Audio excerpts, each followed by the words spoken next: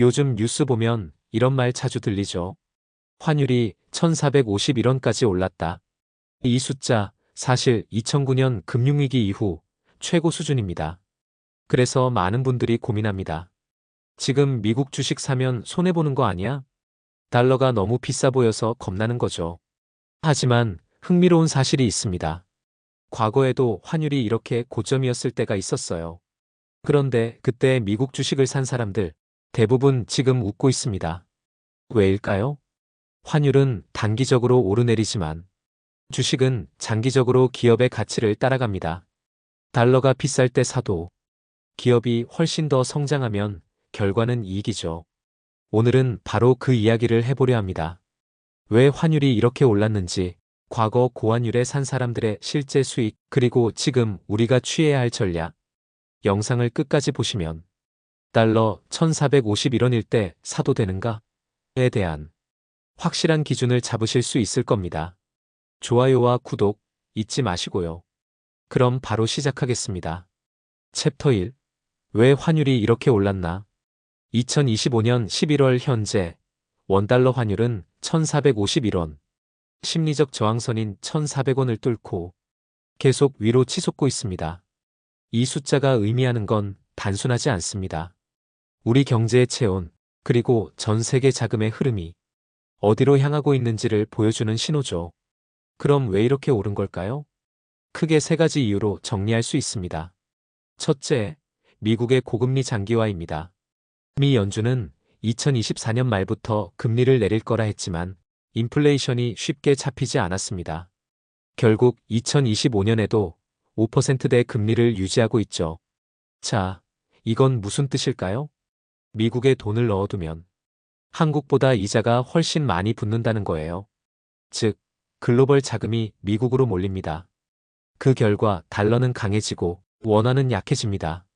한국에서 달러를 사려는 수요가 늘어나니 자연스럽게 환율이 오르는 구조죠. 과거에도 이런 일이 있었습니다.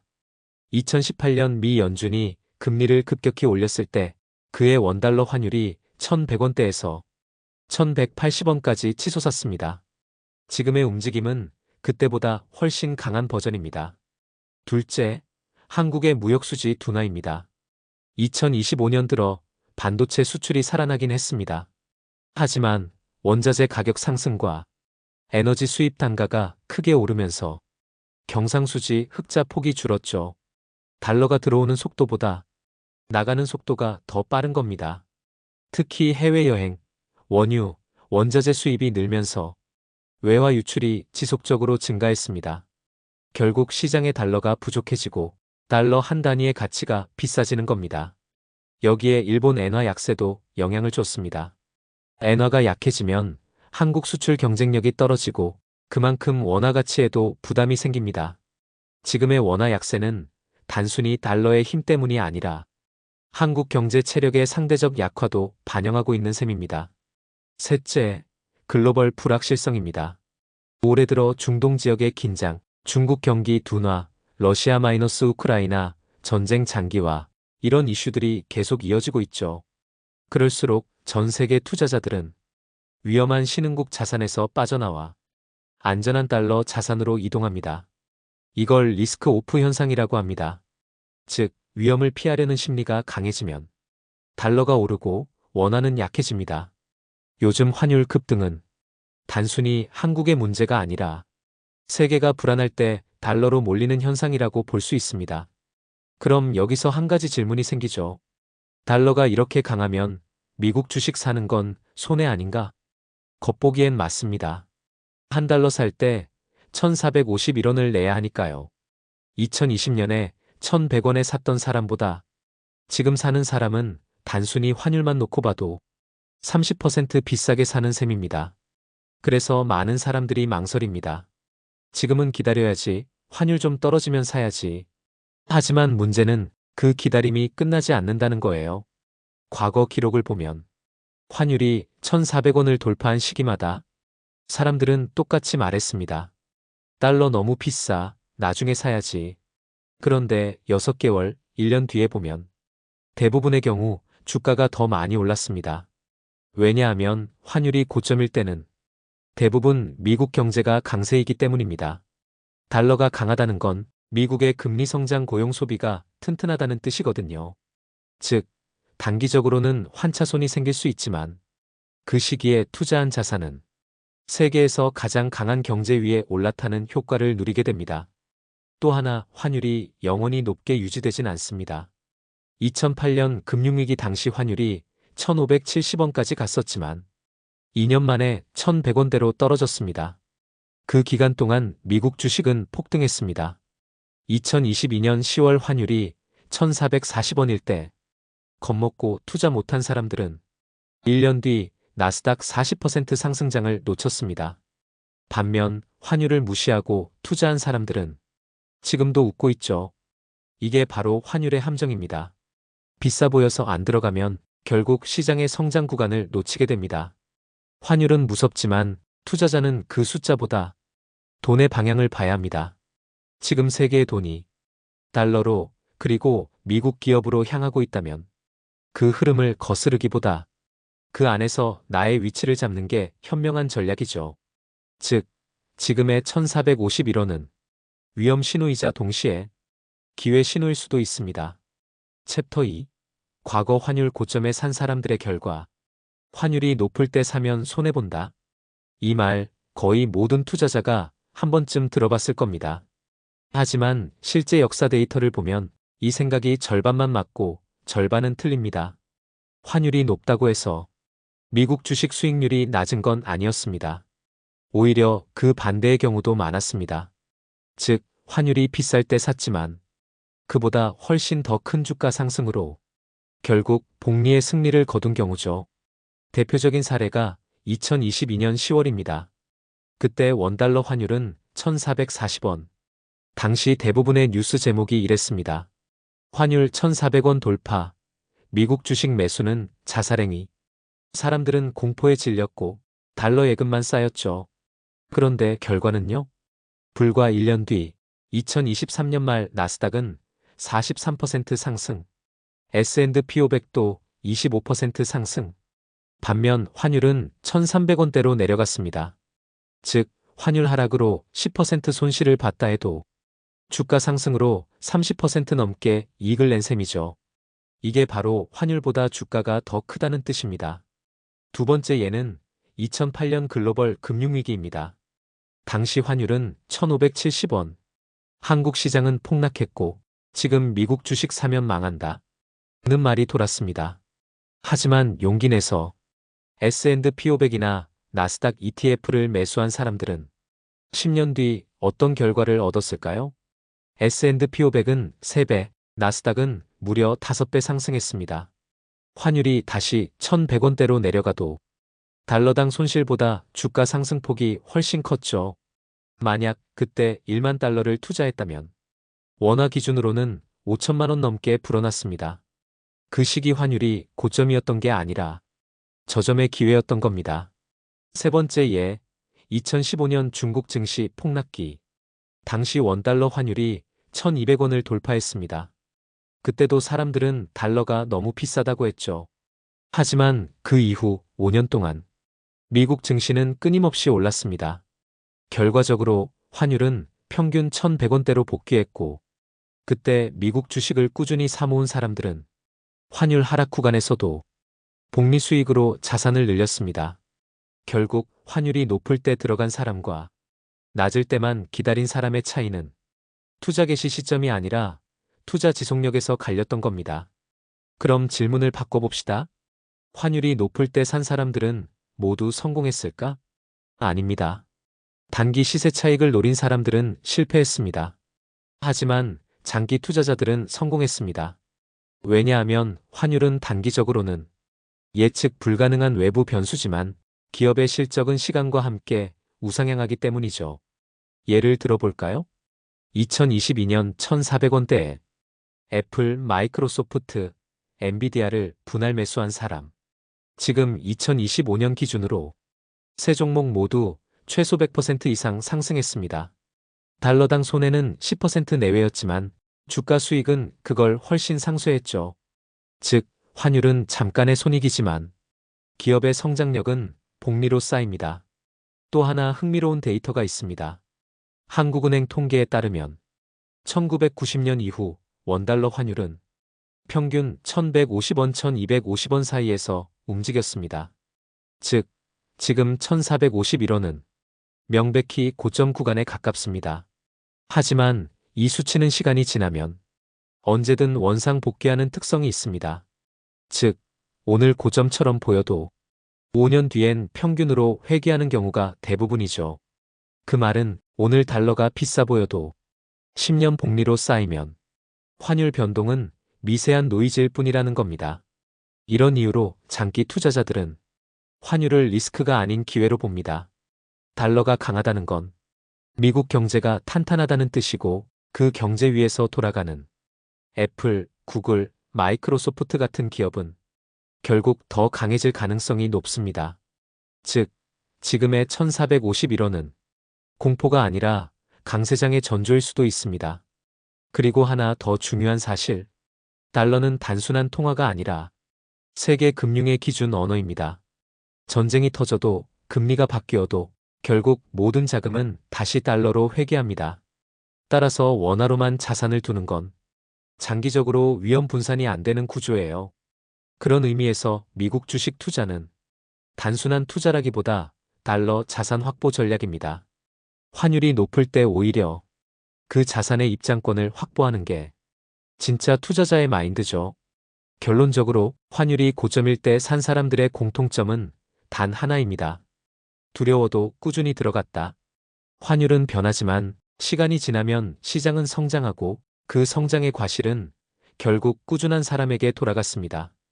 오늘의 1451원, 이것이 단기 고점일지 몰라도 10년 뒤 돌아보면 그때 사길 잘했다가 될 가능성은 역사적으로 훨씬 높았습니다.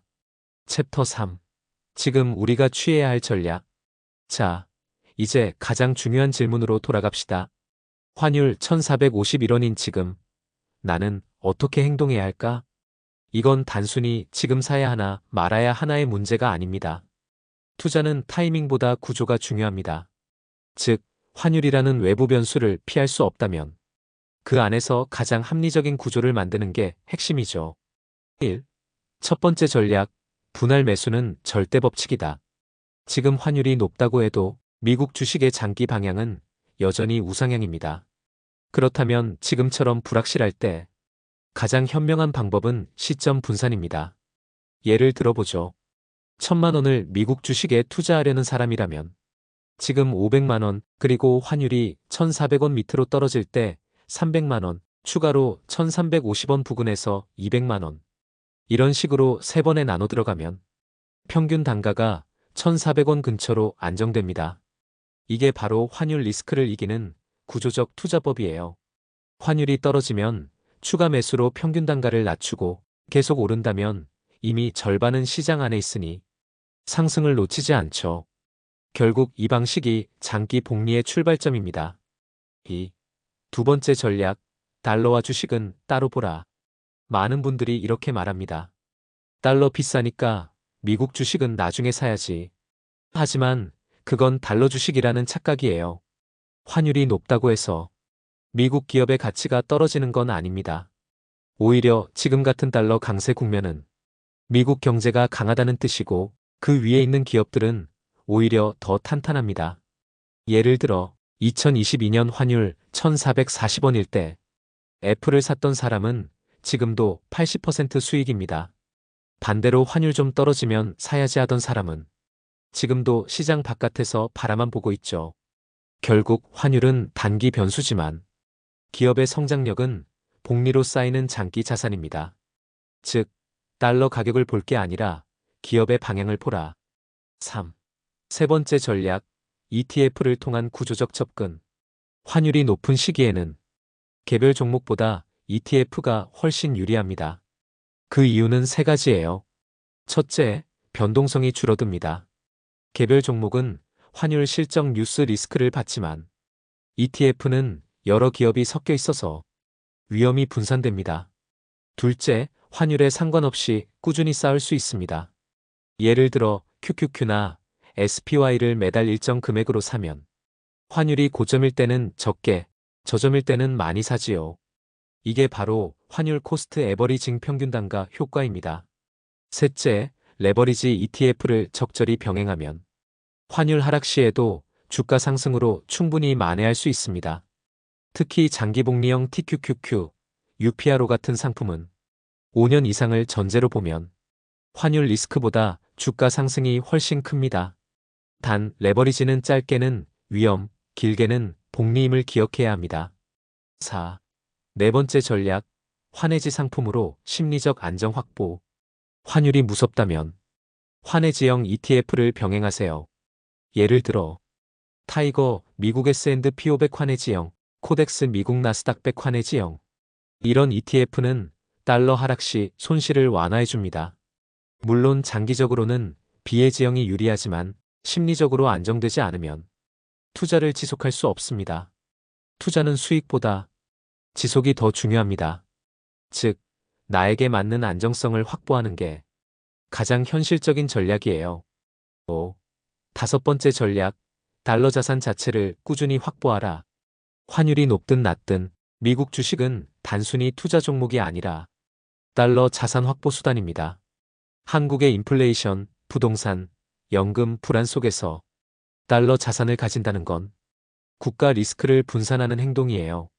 즉, 달러가 비싸도 내 자산 일부를 달러 기준 자산으로 두면 원화 가치 하락 시 방어력이 생깁니다. 이건 단순한 주식 투자가 아니라 통화 분산 전략이기도 하죠. 6. 여섯 번째 전략, 시장의 방향성에 탑승하라. 환율은 결국 결과입니다. 그 배경에는 미국의 성장, 기술 혁신, 자본력, 소비 회복이 있죠. 즉, 달러가 강세라는 건 그 밑단에 미국 경제가 강하다는 뜻이에요. 따라서 지금은 환율을 두려워하기보다 그 흐름을 이용할 시기입니다. 미국이 강할 때는 미국에, 한국이 강할 때는 한국에 투자하는 게 맞아요. 지금은 명백히 미국의 기술주, 인공지능, 인프라 섹터가 전 세계 자본의 중심에 있습니다. 그 방향성 위에 올라타는 게 진짜 장기 투자자의 자세입니다. 7. 일곱 번째 전략, 시간 복리의 편에 서라.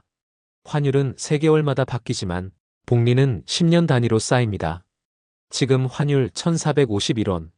이 숫자는 1년 뒤엔 1,350원이 될 수도 있고 1,500원이 될 수도 있습니다. 하지만 중요한 건 그게 아닙니다. 10년 뒤 당신의 자산이 복리로 얼마나 불어났는가입니다. 10년 뒤 애플, 마이크로소프트, 엔비디아는 지금보다 더 커져 있을 가능성이 높습니다. 그렇다면 지금의 환율 공포는 미래의 복리 기회를 스스로 차단하는 행동일 뿐입니다. 결국 결론은 하나입니다. 환율은 예측할 수 없지만 성장 방향은 예측할 수 있다. 따라서 환율을 맞추려 하지 말고 시간을 이기는 구조를 만들면 됩니다. 분할로 사라. 달러와 주식을 분리해봐라. ETF로 구조적으로 접근하라. 환해지 상품으로 심리적 안정을 확보하라. 달러 자산으로 방어하라. 시장의 방향성에 올라타라.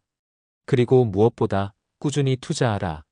이 7가지 원칙이 환율 1,451원 시대를 통과하는 가장 강력한 생존 전략입니다. 마무리. 환율 1,451원. 이 숫자는 두려움의 상징처럼 느껴지지만 사실 역사를 보면 기회의 신호였습니다. 2008년, 2022년 환율이 고점일 때 용기 내서 투자한 사람들은 결국 시장의 복리 효과를 누렸습니다. 반면 조금만 더 떨어지면 사야지 하며 망설였던 사람들은 그 뒤에 찾아온 상승장을 눈으로만 봤죠. 투자의 핵심은 타이밍이 아니라 시간입니다. 환율은 예측할 수 없지만 기업의 성장은 예측 가능합니다. 10년, 20년의 복리는 달러의 파동보다 훨씬 강력합니다. 지금 이 순간의 불안함 속에서도 꾸준히 분할로 구조적으로 투자한 사람만이 진짜 복리의 열매를 거둡니다. 오늘의 1,451원은 10년 뒤 당신의 자산 그래프에서 시작점이 될 수도 기회 상실점이 될 수도 있습니다. 결정은 지금입니다. 환율을 두려워하지 말고 미래를 기준으로 선택하세요. 그게 바로 파이어를 향한 투자자의 자세입니다. 이 영상이 도움이 되셨다면 좋아요와 구독으로 미주파이어 채널에 당신의 의지를 남겨주세요. 당신의 장기 복리를, 그리고 진짜 금융 독립을 우리가 함께 만들어 가겠습니다.